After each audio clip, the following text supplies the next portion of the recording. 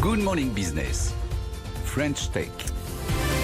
La tech, donc on est toujours en direct évidemment. Good Morning Business sur BFM Business jusqu'à 10h ce matin. Christophe Korn est avec nous, bonjour. Bonjour. Merci beaucoup d'être avec nous ce matin sur BFM Business, PDG de Systentia.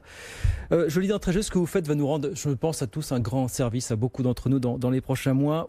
Si ce n'est dans les prochaines années, vous êtes un éditeur de logiciels dédié aux questions de cybersécurité. Vous êtes considéré comme l'un des acteurs en pointe face à ce qui est considéré comme une des grandes menaces du XXIe siècle. Et on le disait déjà il y a quelques mois, avant que cette pandémie n'accélère, c'est l'attaque informatique. Vous mettez au point des logiciels permettant d'éviter les attaques, les cyberattaques, notamment dans le cadre du télétravail. J'imagine que votre activité s'est emballée à la mi-mars, à partir de la mi-mars, Monsieur Korn. Ça a dû être quelque chose d'assez incroyable quand même. Oui, alors c'est vrai, on a eu une actualité très forte en cette période de pandémie. Si vous voulez, c'est très simple. Si on regarde un peu les chiffres du télétravail, vous aviez, avant la crise sanitaire, 2 millions de télétravailleurs qui travaillaient de façon occasionnelle en France, environnement. 2 millions de personnes. Ouais. Voilà, 2 millions de personnes en France qui étaient télétravailleurs. Vous avez eu 3,3 millions de nouveaux télétravailleurs qui sont apparus en quelques jours. Donc face à cela, il a fallu s'équiper pour les entreprises et de façon sécurisée. Oui. Et ça a été véritablement un enjeu, parce que je ne sais pas si vous l'imaginez, mais ces entreprises avaient l'habitude de plutôt donner des postes de travail professionnels, dits de confiance, qui étaient sécurisés par l'entreprise, qui étaient aux normes en matière d'antivirus, qui étaient aux normes en matière de sécurité. Et là, en quelques jours, les équipes informatiques de nos entreprises ont dû équiper 3,3 millions de télétravailleurs. Alors, il n'y a pas eu de génération spontanée d'ordinateurs sur cette période.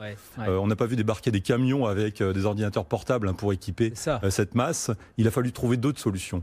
Et c'est là où l'enjeu technologique que l'on apporte, les produits que nous apportons avec Systentia Gate, ont pu apporter une réponse.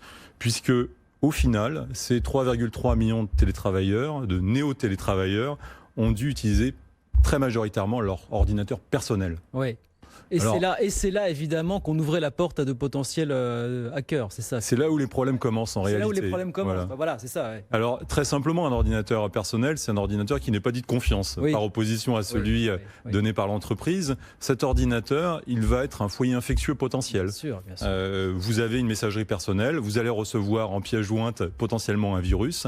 Et si vous n'avez pas le bon outil d'accès à votre entreprise, de télétravail, vous allez pouvoir infecter l'entreprise au complet. Et c'est là où il y a un enjeu technologique et on apporte une solution qui est novatrice. Le mot VPN commence à s'inscrire un peu dans la culture générale. Oui, mais on a l'impression que beaucoup de PME notamment l'ont découvert ce mot pendant... Alors, il a un certain historique. C'est une technologie qui commence à dater, Virtual Private Network. La problématique, et c'est là où il y avait un enjeu, c'est que cette technologie-là n'était plus adaptée aux besoins. Parce qu'un VPN, un Virtual Private Network, permet d'accéder à toutes les ressources de l'entreprise. Et donc, à nouveau, je prends mon ordinateur personnel, il est potentiellement infecté par un virus, et bien ce virus va pouvoir naviguer où il veut et attaquer l'ensemble des ressources. Donc on a mis en place une nouvelle technologie qui est le ZTNA, Zero Trust Network Access. Donc ça veut dire qu'on ne fait pas de confiance par définition au poste de travail et on rend ce poste de travail personnel de confiance. Oui, c'est ça. Est-ce que malgré tout ça, beaucoup d'entreprises ont découvert ces problématiques dans l'urgence de la situation, mais malgré ça, est-ce qu'il y a eu beaucoup de cyberattaques? Est-ce qu'on a observé une recrudescence massive des cyberattaques depuis quelques semaines, depuis la mi-mars notamment? Alors, première question. Deuxième question, est-ce que vous dites que ça va encore s'accélérer? Voilà, c'est quelque chose qu'il va falloir surveiller. C'est une vraie question. Si vous avez mis en place une technologie VPN, vous pouvez un peu vous inquiéter parce que vous avez une entrée pour le pirate sur votre système d'information. Si vous mettez en place du ZTNA, comme je l'évoquais, vous avez une vraie sécurité. À côté de cela, et pour répondre à votre question, il y a eu des attaques, parce que je crois qu'il ne faut pas attendre de civisme et de solidarité de la part de voyous dans le domaine du hacking. La pensée des uns et des autres sur ce sujet est de dire il n'y a pas eu tant d'attaques que ça. En revanche, ils en ont profité pour rentrer dans les systèmes d'information et les attaques vont avoir lieu en décalé dans les semaines et les mois qui viennent. Simplement parce que ce n'est pas très médiatique pour un hacker, y compris pour un hacker, d'attaquer en ce moment.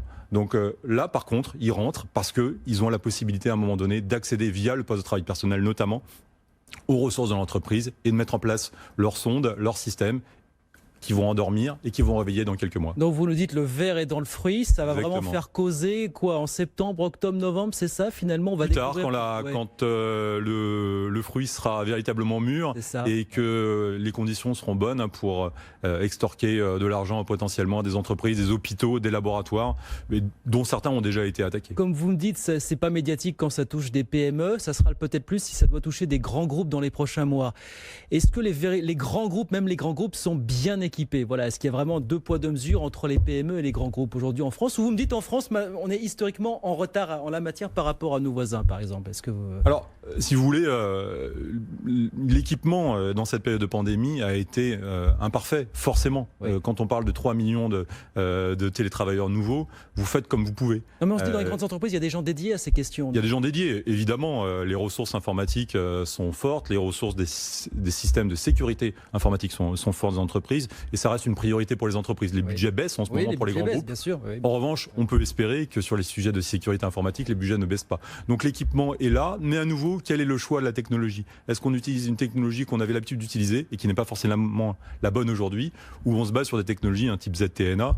Le Gartner, qui est l'analyste principal au niveau mondial aujourd'hui, dit que la technologie d'avenir, c'est le ZTNA, et Corico, pour une boîte française, Systentia, est l'éditeur qui a été remarqué comme le seul européen détenant cette technologie. Prenons une entreprise, il nous reste quelques secondes, malheureusement ça va très très vite et le sujet est passionnant, mais prenons une entreprise qui aurait déjà été infectée. Vous me dites tout ça est mis en sourdine, voilà, en sommeil pendant. Est-ce qu'il y a des choses qu'on peut détecter pour éviter que les choses en sous-main ne se détériorent finalement? Alors, deux actions à court terme. Premièrement, de se rapprocher d'une société de services en sécurité informatique. Ce n'est pas notre cas, mais vous faites une analyse de risque. Vous pouvez avoir on peut encore détecter, une photographie. Oui. Voilà, vous avez en tout cas les moyens de pouvoir le détecter. Deuxième point, vous mettez encore en place du télétravail, choisissez une solution qui utilise le ZTNA de façon à ne pas faire confiance à un poste qui rentre dans votre système d'information. Le télétravail, on en a beaucoup parlé. Certains se demandent si ça va continuer. Vous dites quoi? C'est un feu de paille ou ça va continuer le télétravail? Il est ancré, on a passé une étape là véritablement pour vous? On passe d'un usage occasionnel à un usage régulier. Il ne sera peut-être pas aussi massif que ce qu'on voit à l'heure actuelle. Ça va se tasser. Il ne peut pas l'être. On ne peut pas être en télétravail en permanence. Ça ne fait pas sens à un moment donné. Nous, les collaborateurs de Systentia, avaient aussi à cœur de revenir, de voir les équipes. Donc à un moment donné, cette rencontre est nécessaire. Mais quand vous voyez ce phénomène, vous vous dites, on reviendra peut-être pas à la normale tout de même, à l'avant mi-mars. Non. Il va en rester quelque chose de ce phénomène. Il y a une accélération du télétravail, c'est une réalité. Nous, on le sent, le sent dans les usages. On a des statistiques qui montrent une évolution forte de la consommation de télétravail pour les entreprises. Et donc, il va falloir continuer à lutter contre ces tentatives d'attaque, de cyberattaque. Et donc, on aura besoin de sociétés comme la vôtre. Voilà, Systentia qui édite des logiciels dédiés aux questions de cybersécurité. Systentia Get qui est votre produit phare. Voilà, Systentia, basé à Mulhouse, 110 salariés. Exactement. Et peut-être plus, voilà, si l'activité prospère. On vous le souhaite en tout cas. Merci beaucoup Christophe. Merci beaucoup d'être venu nous voir ce matin sur BFM Business.